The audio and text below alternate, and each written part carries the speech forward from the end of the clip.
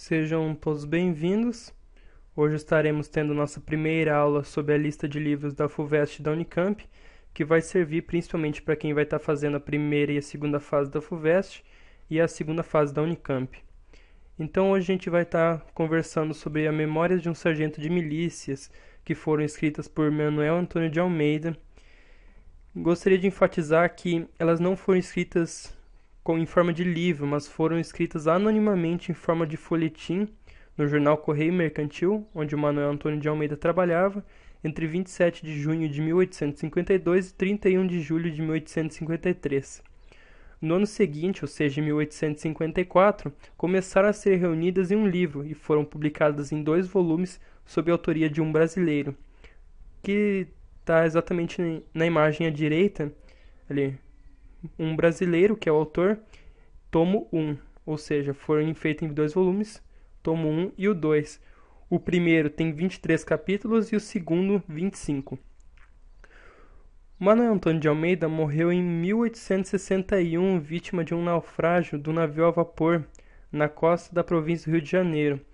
E depois que ele morreu, que finalmente colocaram o nome dele como autor das Memórias do Sargento de Milícias. Agora, como nasceram as memórias? Muito ainda se fala se elas foram escritas em forma de novela ou em forma de romance, mas no fim foi aceito que foram em forma de novela por apresentarem episódios equivalentes a capítulos, linearmente com predomínio da ação sobre a análise. Gostaria de enfatizar que o Manuel Antônio de Almeida, como narrador da história, ele é muito neutro, ele não se mostra muita opinião sobre as coisas e deixa mais para o leitor decidir sobre bem ou mal, que a gente vai falar mais tarde. Estudiosos assumem que as memórias foram baseadas em um sargento de milícias real, o português Antônio César Ramos. Tudo indica que Manuel Antônio de Almeida tomou conhecimento das memórias de César Ramos e as fundiu com a sua imaginação. Isso pode ser percebido em trechos como ele falando que ele dava muito a entender que algumas coisas ainda iriam acontecer e ele já sabia disso. Entretanto, como foram escritas em forma de folhetim, dificilmente ele conseguiria prever o que iria acontecer, mas sendo baseados em uma história real, isso é muito provável. Agora, ele é um romance malandro. Por quê? Porque o livro Memórias de um Sargento de Milícias está inserido dentro do romantismo. Entretanto, ele apresenta algumas coisas que diferem muito do romantismo comum. Isso se dá pela ruptura da tensão entre o bem e o mal. É muito difícil perceber no livro o que é ser bom e o que é ser mal. Outro fator é que são personagens populares, ou seja, pega só a classe média da população, a classe mais popular. Não se fala muito sobre os ricos e nem sobre escravos. Agora, o narrador neutro e o leitor incluso. Isso se dá exatamente porque ele se afasta dessa tensão bem e mal. Ele não demonstra opinião. E também não define heróis ou vilões. Outro fator é a carnavalização de tudo. Ou seja, o que acontece? Ele mostra o avesso das instituições do clero, da justiça, do governo e das famílias. O humor substitui a exaltação sentimental dos românticos. Também o registro jornalístico e coloquial.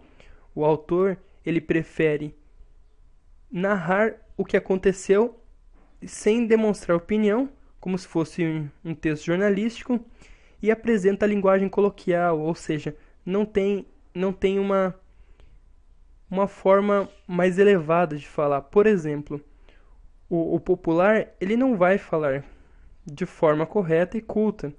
Então, Manuel Antônio de Almeida é como ele apresentasse um realismo arcaico. Agora, falaremos um pouco do universo da ordem e da desordem no livro. Isso foi um estudo feito pelo professor Antônio Cândido, se chama Dialética da Malandragem, e fala exatamente disso, que as personagens fluem da ordem para a desordem normalmente. Ou seja, por exemplo, o pai do Leonardinho, que é o Leonardo Pataca, ele é considerado um representante da ordem por ser funcionário público, coisas desse tipo. Entretanto, subitamente ele vai para o universo da desordem. Ele se mete com a cigana, vai em festas, provoca o caos.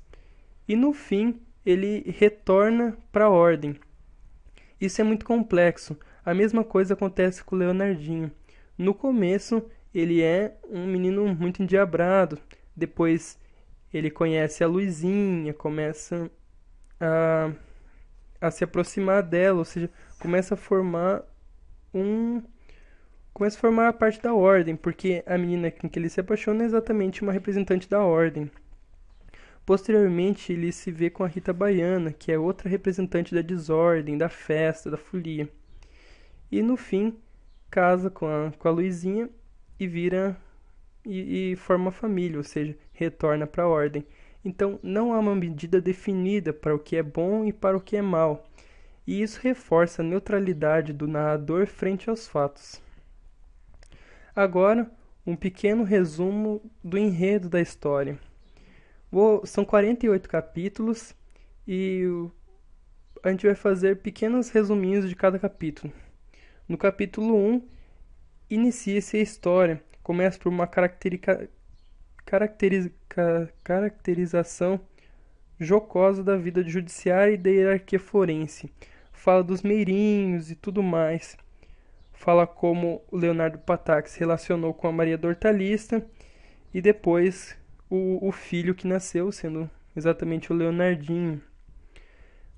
O capítulo Primeiros Infortúnios narra a infância de Leonardo até os 7 anos, as primeiras brigas, as primeiras histórias, e termina com a ruptura do casal Leonardo Pataca e a Maria da Hortaliça. Nesse capítulo ocorre o primeiro trauma do Leonardinho, que é exatamente quando ele é enxotado para fora de casa pelo pai. Depois temos a despedida das travessuras, quando o Leonardinho já está na casa do barbeiro e o barbeiro começa a fazer projetos para o futuro do afilhado e começa a alfabetização. O Leonardinho entra para a vida religiosa nesse capítulo. No capítulo Fortuna, o Leonardo Pataca começa a andar com a cigana, começa a gostar dela, que acaba abandonando ele e traindo. Ele decide então ir até um velho feiticeiro para que traga ele de volta. E o Major de Vidigal, que é o maior representante da ordem dentro do livro, prende o Leonardo. No capítulo Vidigal, ele caracteriza o Major Vidigal exatamente, que é a única personagem rigorosamente histórica da narrativa e expõe um castigo exemplar aplicado aos supersticiosos da época, ou seja, as pessoas que apelavam para feitiçaria. Na primeira noite fora de casa, Leonardo desaparece no meio de uma procissão acompanhado de 2 meninos de rua e vai parar no acampamento de cigano. Nesse capítulo tem a caracterização do fado e outras partes da cultura, e graças à comadre, o Leonardo Pataca é posto em liberdade da prisão. No capítulo 7, o narrador detém-se na caracterização da parteira, misto de beata e fofoqueira, de parteira e de benzedeira, sempre atenta às fofocas e cochichos das beatas. Ou seja, a comadre, que é a madrinha do Leonardinho, é caracterizada nesse capítulo. No capítulo 8, ocorre a caracterização da sala onde ficam os oficiais do reino e onde se espera as ordens reais. A comadre intercede junto ao tenente-coronel a favor do velho meirinho, que seria o Leonardo Pataca. No capítulo 9, o narrador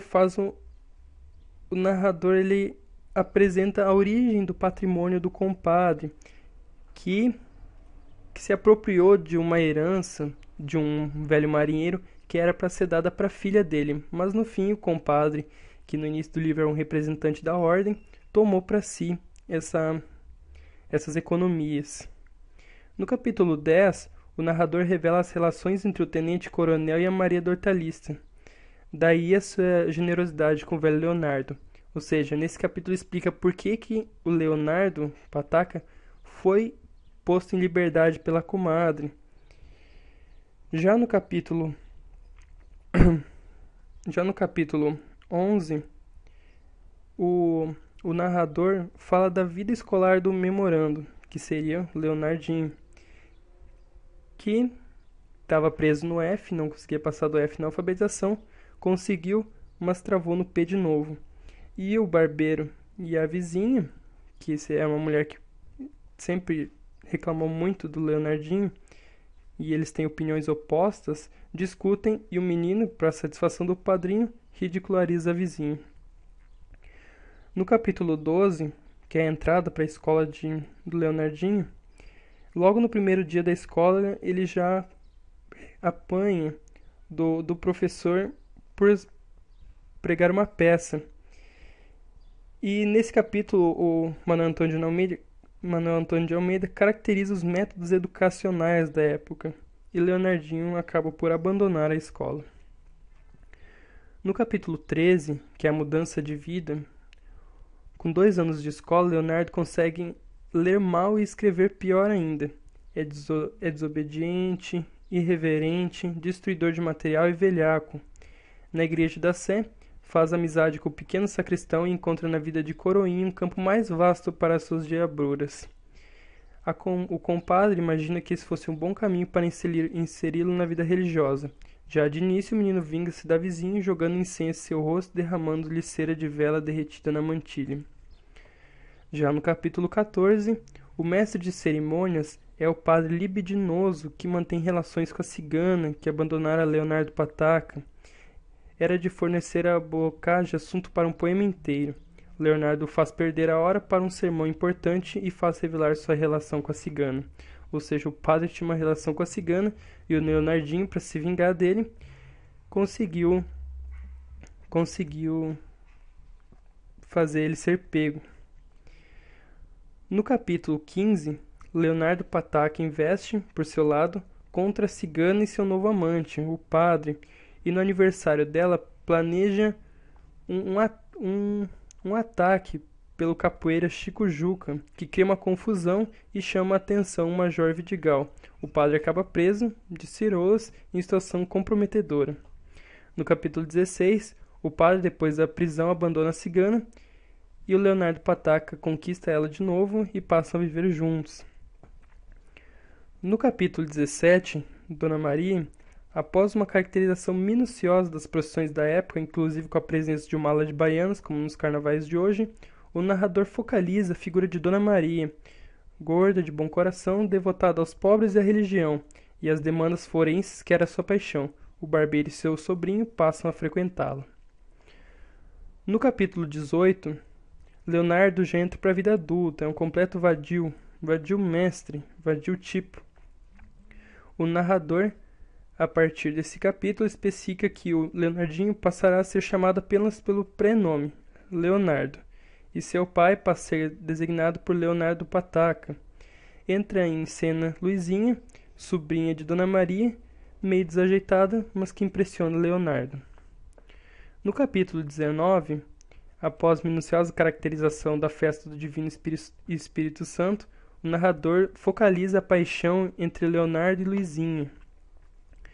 Já no capítulo 20, durante o foguetório, Leonardo pega na mão de Luizinha, que pelos usos da época era o começo de uma relação íntima. No capítulo 21, Leonardo se vê muito apaixonado, mas começa a enfrentar um rival, José Manuel, interessado no dinheiro da menina, única herdeira de Dona Maria. No capítulo 22, o compadre, especialmente a comadre, armam um plano contra José Manuel para favorecer o Leonardo. No capítulo 23, finalizando a primeira parte do livro, ou seja, o volume 1, o autor narra de modo cômico a declaração de amor de Leonardo a Luizinha, que estava sendo pressionado pelo rival e após muitas tentativas e retrocessos. Agora, iniciando o volume 2, a comadre em exercício. Descreve o trabalho de parteira junto a Chiquinho, que começou a namorar com o Leonardo. No capítulo 25, a comadre inventa para Dona Maria que o rival de Leonardo, José Manuel, fora o raptor de uma moça, transformando no principal suspeito de um rumoroso caso policial. No capítulo 26, Dona Maria cai na intriga da comadre e rompe com José Manuel. No capítulo 27, o mestre de reza, cego, professor de catecismo, passa a ser procurador de José Manuel junto a Dona Maria, desfazendo a intriga da comadre. No capítulo 28, morre o compadre e Leonardo recolhe-se à casa do pai, passando a morar junto com Chiquinha e o recém-nascido. No capítulo 29, Leonardo e Chiquinha se desentendem. O velho pataca assume o partido da mulher, interfere de espadinha em riste contra o filho, ou seja, brigou com o filho, que foge e se lembra do pontapé que levara na infância pelo pai. No capítulo 30, Leonardo reencontra seu antigo camarada sacristão, que era o Tomás da Sé, o menino que ele tinha encontrado no começo da vida de sacristão, companheiros de diabruras, e se junta à sua galera. Conhece Vidinha, cantora de modinhas e tocadora de viola, e apaixona-se por ela. No capítulo 31, Leonardo começa a andar com essa nova gente, ou seja, sua nova família, que é formada por 2 viúvas, uma com 3 filhos ferroviários e a outra com 3 filhas, sendo uma delas Vidinha, ainda agregados e vizinhos que se tornam os novos companheiros das festas. No capítulo 32, a intriga da comadre é desfeita pelo mestre de reza, que desmascara ela perante Dona Maria. No capítulo 33, já instalado na casa de Tomás da Sé como agregado, Leonardo provoca rivalidade com um dos primos, que desanda em grossa pancadaria.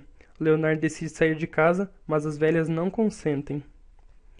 No capítulo 34, a comadre e as 2 viúvas se entretêm com as desditas de Leonardo, que em meio à festa cai nas garras de Vidigal por vadiagem, denunciado pelos primos.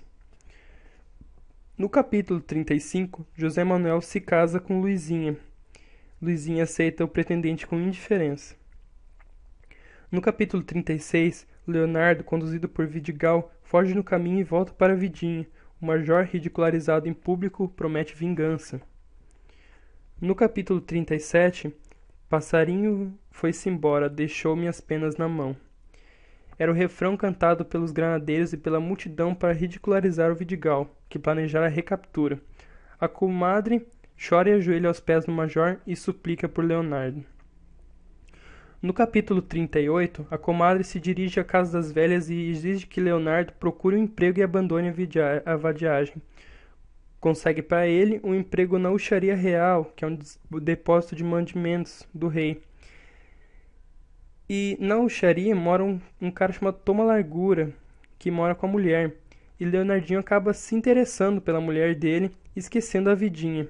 O Toma Largura flagra o Leonardo tomando um caldo com a sua mulher e o manda embora de casa e em seguida do emprego. No capítulo 39, Vidinha acaba se vingando da mulher do Toma Largura e Leonardo é capturado pelo Vidigal. Constrangido, o Leonardinho é requisitado pelo major para tarefas policiais. No capítulo 40, a Vidinha vai tirar satisfação na casa do Toma Largura, cuja mulher dera em cima do seu Leonardo. No capítulo 41, todos se põem à procura de Leonardo, suspeitando que ele tenha sido preso pelo major. O Toma Largura faz corte à vizinha, com o apoio das velhas. Organiza uma festa, o Toma Largura se embebeda e aparece o temível Vidigal, que manda Leonardo, agora transformado em granadeiro, prender o rival embriagado. No capítulo 42, concretizada a vingança contra o Toma Largura, deixado bêbado na calçada, Leonardo oscila entre as funções de soldado e a vocação de vadio. Ele entra numa festa e finge ser o Major Vidigal como morto, e é pilhado novamente pelo Major, que acha ele. No capítulo 43, não há punição para o Leonardo, e ele é encarregado da prisão de Teotônio, cantador e tocador de modinhas e também banqueiro de jogos proibidos. A captura ia se dar na casa de Leonardo Pataca, na ocasião do batizado do seu filho. O jovem Pataca, que é o Leonardinho, bem recebido em seu antigo lar, revela a missão de que for incumbido e arma um plano para dar fuga ao Teotônio. No capítulo 44, um amigo indiscreto, ao cumprimentar Leonardo na frente do major pela façanha, acarreta sua prisão imediata. José Manuel revela-se péssimo companheiro e se desentende com Dona Maria acerca de uma demanda. A protetora de Luizinho reconcilia-se com a comadre. No capítulo 45, a comadre intercede inutilmente junto ao major pelo seu filho, que preso seria chibatado. A tentativa é inútil. Une-se então a Dona Maria, que vai procurar Maria Regalada, ex-amante do major, para tentar liberar o Leonardinho. No capítulo 46, Dona Maria, a comadre e Maria Regalada se despacham em comissão para a casa do major em favor de Leonardo. Em seguida, as três caem em prantos pelo protegido, por o major não querer liberar o Leonardo. Finalmente, um argumento decisivo. Maria Regalada chama o major para um canto e em segredo propõe morarem juntos. O resultado não se fez esperar. No capítulo 47, Dona Maria recebe a notícia que José Manuel morreu repentinamente de um ataque apoplético depois de um entrevero forense com o procurador de Dona Maria. Solto, Leonardo volta uniformizado como sargento da companhia de granadeiros e reencontra a Luizinha. Reatam e despedem-se com um aperto de mão. Já no capítulo 48, a conclusão feliz, após a missa de sétimo dia, Dona Maria, entre suas rezas, planejava o futuro de Luizinha, agora viúva e apatacada. O casamento com Leonardo enfrentava o obstáculo que naquela época o soldado não podia se casar. Leva um problema major, que uma semana depois obtém da baixa a Leonardo na tropa de linha, e é simultaneamente nomeado para o papel de sargento de milícias. Recebe de seu pai a herança do padrinho, e terminado o luto, advém o final feliz e o casamento com Luizinha. Morrem depois Dona Maria e Leonardo Pataca. E o narrador conclui: uma enfiada de acontecimentos tristes que pouparemos aos leitores, fazendo aqui um ponto final. Então é isso, esse foi nossa primeira aula sobre Memórias Póstumas, Memórias de um Sargento de Milícias. Obrigado por assistirem e bons estudos.